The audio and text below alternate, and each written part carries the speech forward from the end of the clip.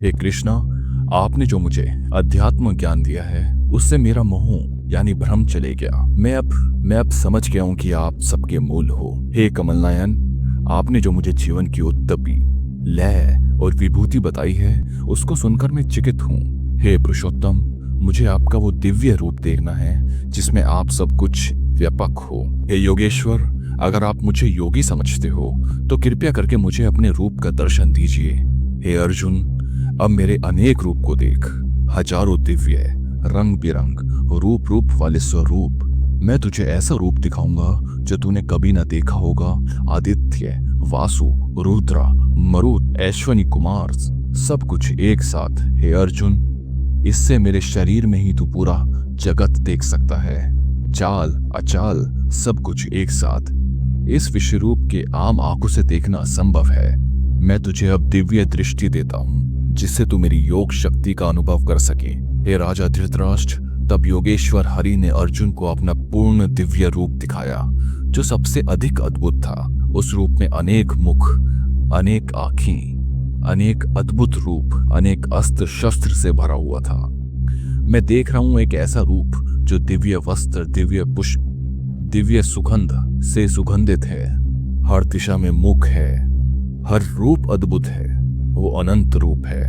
अगर एक ही समय में 1000 सूर्य एक साथ चमकने लगे तब भी उस तेज से कृष्णा के विश्व रूप का तेज अधिक है। अर्जुन ने कृष्ण के शरीर में सब कुछ देखा, पूरा जगत, सब लोग, सब दिशाएं, सब रूप एक साथ। अर्जुन रोमांच से भरा हुआ था। उसने हाथ जोड़कर कृष्ण के सामने प्रणाम किया और कंपित स्वर में बोला, हे कृष्णा, मैं तुम्हारे शरीर में सब देवता, प्राणियों का समूह, ब्रह्मा जी, सब ऋषि और देवीय नागों को देख रहा हूं। हे विश्वेश्वर, तुम्हारा ना कोई आदि है, न मध्य, न अंत। हर दिशा में मैं तुम्हारा अनंत रूप देख रहा हूं। मैं तुम्हें मुकुट, चक्र और गदा के साथ देख रहा हूं। तुम्हारा तेज अग्नि और सूर्य के समान है। इतनी चमकदार की आंखों से देखना कठिन है।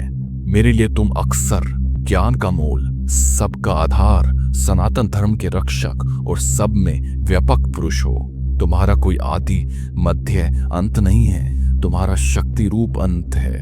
आंखें सूर्य, चंद्रमा जैसी हैं। तुम्हारे मुख से अग्नि जैसी तेज निकल रही है और पूरे विश्व को तपा रही है। हे महात्मा, तुमने पूरी धरती, आकाश और दिशाओं को घेर लिया है। तुम्हारा रूप देखकर तीनों लोक, स्वर्ग, मृत्युलोक, पाताल कांप उठे हैं। सब देवता तुम्हें प्रसन्न कर रहे हैं। कुछ भय से हाथ जोड़ रहे हैं, कुछ महर्षि तुम्हारी स्तुति कर रहे हैं। सब लोग तुम्हारे रूप से घबराए हुए हैं। सब देव, यक्ष, गंधर्व, सिद्ध लोग तुम्हें देखकर विस्मित और भयभीत है। सब जाने पहचाने रूप तुम में ही दिखाई दे रहे हैं। मैं तुम्हारा अनेक मुख, आंखों, हाथ, पैर, दांतों से भरा हुआ रूप देख रहा हूं और ये भयंकर और महाप्रकंपर रूप मुझे कांप रहा है।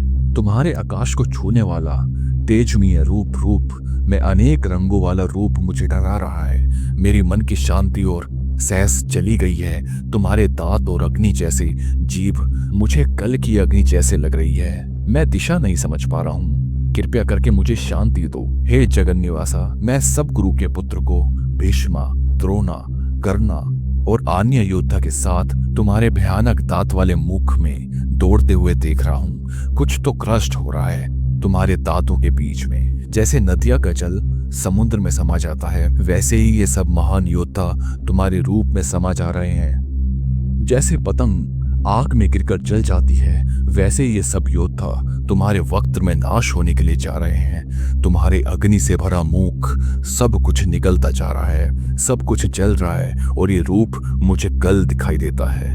हे देव, कृपया मुझे बताइए कि आप कौन हैं। आपका रूप तो भयंकर है। मैं समझ नहीं पा रहा हूँ आपका उद्देश्य क्या है। मैं कल हूँ, समय रूप से सब कुछ खत्म करने आया हूँ। ये सब योद्धा, चाहे तुम युद्ध करो या ना करो, मरने वाले हैं। मैं तो बस नियत का कार्यकारी हूं। इसलिए अर्जुन, उठो, विजय और यश प्राप्त करो। शत्रुओं को तो मैंने पहले ही मार चुका हूं। तुम तो बस एक सरिया हो। द्रोणाचार्य, भीष्मा, कर्णा, जादर्थ सब मेरे द्वार पहले ही समाप्त हो चुके हैं। तुम तो बस अपना कर्म करो, जीत तुम्हारी ही होगी। संजय कहते हैं, कृष्ण के ये वचन सुनकर अर्जुन ने कांपते हाथों से प्रणाम किया और कंपित स्वर में बोले, हे कृष्णा, तुम्हारा नाम सुनकर कुछ लोग प्रमुदित होते हैं और कुछ भूत प्रेत और राक्षस दिशा छोड़कर भाग जाते हैं। हे महात्मा, जब जब तुम ब्रह्मा के भी आदि हो, तब कोई तुम्हें प्रणाम क्यों करे? तुम अनंत अक्षर जगत के निवासी और ब्रह्म तत्व हो। तुम आदि देव हो, पुरातन पुरुष हो, सब कुछ तुम में व्यापक है। तुम ही ज्ञाता हो और ज्ञानी भी। तुम आगे पीछे ऊपर नीचे सब दिशाओं में हो। तुम सब कुछ हो और सब कुछ में ही हो। तुम्हारा अंत बार प्रणाम करता। हे कृष्ण, मैं तुम्हें मित्र समझकर हे कृष्ण, हे यादव, हे सखा कहकर जो भी बोला, वो या तो प्रेम में या अनजान होकर या बिना सोच समझे कह दिया। मुझे माफ करो। चाहे मजाक में या साथ बैठकर सोना खाने के समय मैंने जो भी तुम्हारा अपमान किया हो, हे अच्युत, उसके लिए मैं क्षमा मांगता हूँ। तुम इस पूरे जगत के पिता हो।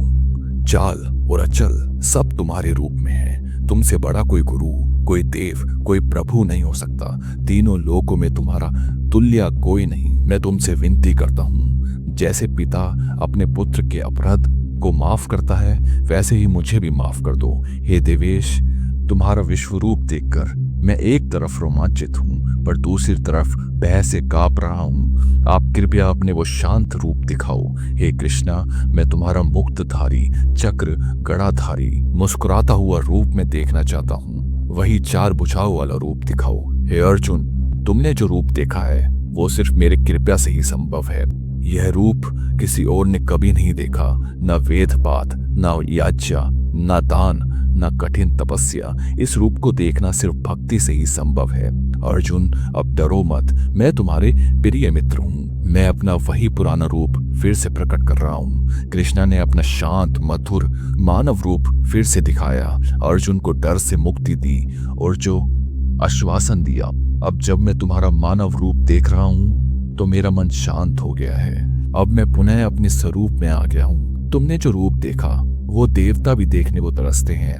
यह रूप बहुत दुर्लभ है। मैं ना तो वेद से, न तपस्या से, न दान से मिलता हूँ। सिर्फ भक्ति से मुझे इस रूप में देखा जा सकता है।